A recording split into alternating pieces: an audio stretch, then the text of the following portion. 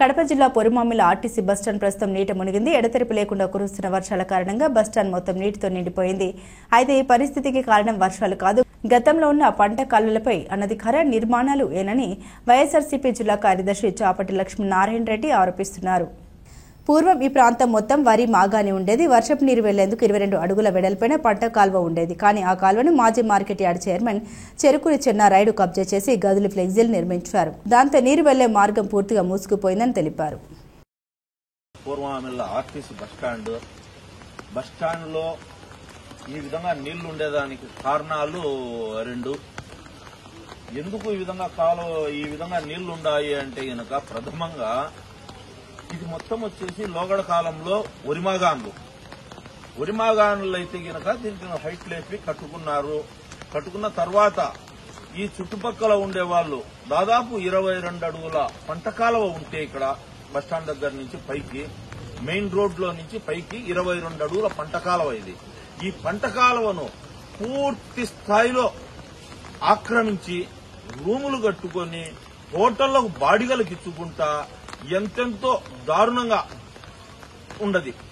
ఈ పంట కాలువను నేను దాదాపుగా మా శ్రీధర్ చెరుకూరి కలెక్టర్ గారికి గాని ప్లస్ వచ్చేసి ఆర్డీఓ గారికి, జేసీ గారికి, తహసీల్దార్ గారికి 3-4 నెలల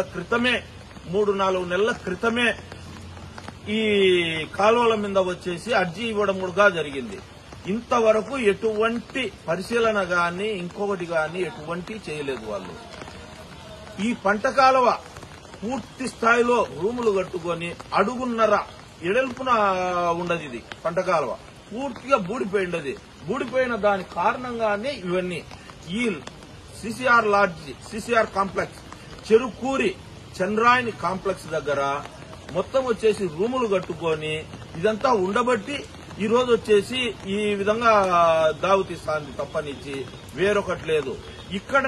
ఇక్కడ ఎందుకు ఈ విధంగా నీళ్లు ఎక్కువ ఉంటాయి అని అంటే టోటల్ గా పైన నుంచి గిరినగర్, రెడ్డినగర్ మొత్తం వచ్చేసి ఈ రంగసముద్రం పంచాయతీలో సొగం గ్రామానికి సంబంధించి ఈ పక్క రోడ్డుకు తూర్పు భాగాన మొత్తం వచ్చే నీళ్లన్నీ ఈ బస్టాండ్ సెంటర్ కు వచ్చేస్తాయి. ఎందుకు అంటే గనక ఇది కొద్దిగా తగ్గు కాబట్టి అక్కడి నుంచి అంతా వచ్చేది.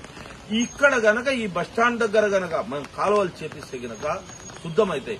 గతంలో కూడా పోయిన లాస్ట్ ఇయర్ కాకుండా ముందు సంవత్సరం రాజీవ్ రెడ్డి పంచాయతీ సెక్రటరీ, చిత్తా రవిప్రకాష్ రెడ్డి సర్పంచ్ ఆధ్వర్యంలో ఎమ్మెల్సీ గారికి చెప్పి మొత్తం రోడ్డు మీద మొత్తం వచ్చేసి అంతా కాలువలు తీపిచ్చి అంతా చేయబట్టి ఆ రోజు తగ్గినాయి. లేకపోతే గనక ఆ రోజే ఇండ్లు పడిపోయే స్టేజ్ లో ఉన్నాయి.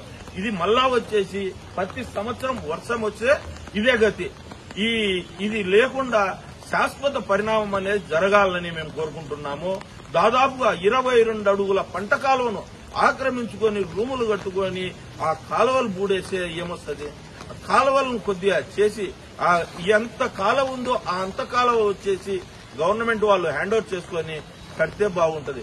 అయ్యా కలెక్టర్ గారు నమస్కారం చేసుకుంటున్నాను సార్.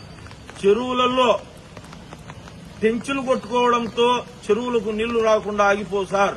ఇలాంటి పంట కాలువలు చేయిస్తే ఇలాంటి ఇబ్బందులు లేకుండా బాగుంటారు సార్. ఇది టోటల్ గా మొత్తం అందరూ అనుకునే విషయం అన్నమాట. 22 అడుగుల పంట కాలువ ఎక్కడికి పోయింది, యాడుంది? ఈ పంట కాలువ అనేది లేకుండా పోయిన కారణంగానే ఈ రోజు బస్టాండ్ అంతా ఈ విధంగా జలమలం అయిపోయింది.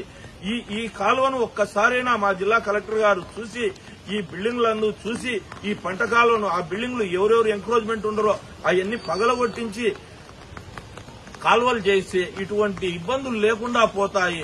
పంట కాలువలను ఆక్రమించి కట్టుకోవడం ఏంది? ఇది లోకానికే దూరం అన్నమాట.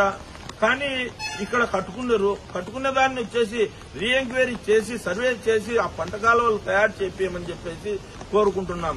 కలెక్టర్ గారి పర్సనల్ గ్రాంట్ లో 2 లక్షలు 3 లక్షలు లెక్క టెంచులు కొట్టేదానికి ఇచ్చేదానికి బదులు ఈ పంట కాలువలు తయారు చేసేదానికి ఇస్తే కాలువలు ప్రజలకు ఎంతో అంత మేలు చేసిన వాళ్ళు అవుతారని విన్నపించుకుంటాను జిల్లా కలెక్టర్ గారికి.